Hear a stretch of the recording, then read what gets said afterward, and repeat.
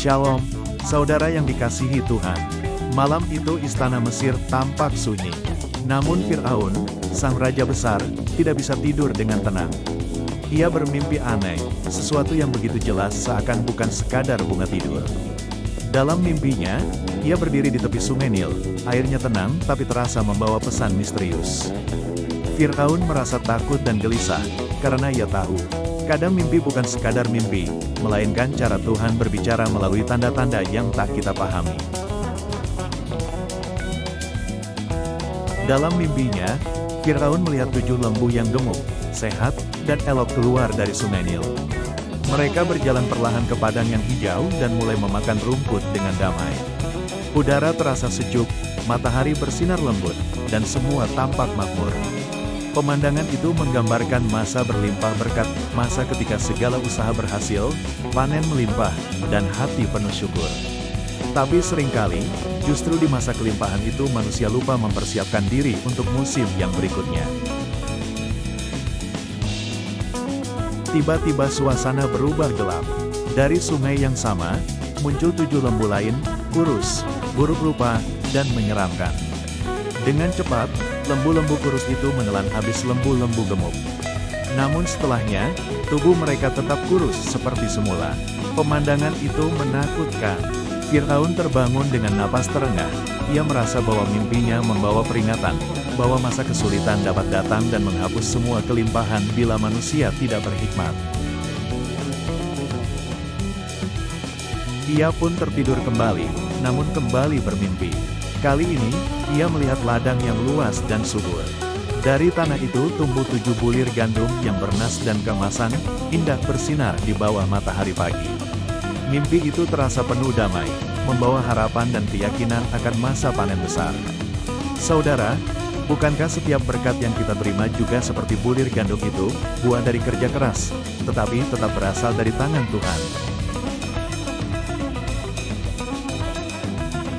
Namun tiba-tiba datang angin timur yang panas dan kering.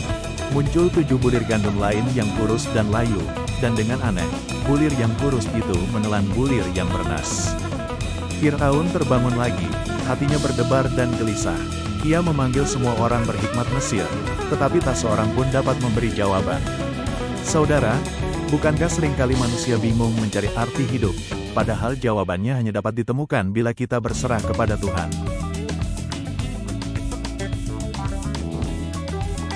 Hari-hari pun berlalu. Fir'aun masih memikirkan mimpinya setiap saat. Namun tiba-tiba juru minuman teringat kepada Yusuf, seorang pemuda Ibrani yang pernah menafsirkan mimpinya di penjara, dan tafsirannya terbukti benar. Segera Fir'aun memerintahkan agar Yusuf dipanggil dari penjara, dicukur, dimandikan, dan mengenakan pakaian yang layak untuk menghadap raja. Dari lembah penderitaan, Yusuf dipanggil naik untuk menjalankan rencana besar Tuhan. Ketika Fir'aun menceritakan mimpinya, Yusuf menjawab dengan rendah hati, "Bukan aku, tetapi Tuhan yang akan memberikan jawaban untuk kesejahteraan Fir'aun."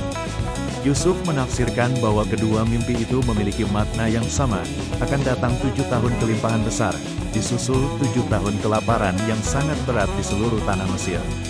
Yusuf berbicara dengan tenang dan penuh keyakinan, karena ia tahu hikmat sejati hanya datang dari Tuhan, bukan dari kepandaian manusia. Yusuf memberi nasihat bijak, hendaklah Fir'aun mengangkat seorang yang berhikmat dan berakal budi untuk mengatur persediaan selama masa kelimpahan, agar rakyat tidak binasa saat masa kelaparan tiba. Fir'aun pun melihat bahwa roh Tuhan ada di dalam Yusuf. Dari seorang tahanan, Yusuf diangkat menjadi pemimpin Mesir. Saudara, Tuhan mampu mengubah keadaan siapapun dalam sekejap, asal kita tetap setia dan mengandalkan Dia. Mari kita belajar bijaksana, menyimpan berkat saat berkelimpahan, dan tetap berharap di masa kekurangan. Renungkanlah, apakah kita sedang hidup dengan hikmat Tuhan, atau masih mengandalkan kekuatan sendiri? Kalau renungan ini memberkati hatimu, jangan lupa bantu channel ini bertumbuh dengan like, komentar, amin, dan subscribe, agar semakin banyak orang mengenal kasih Tuhan Yesus.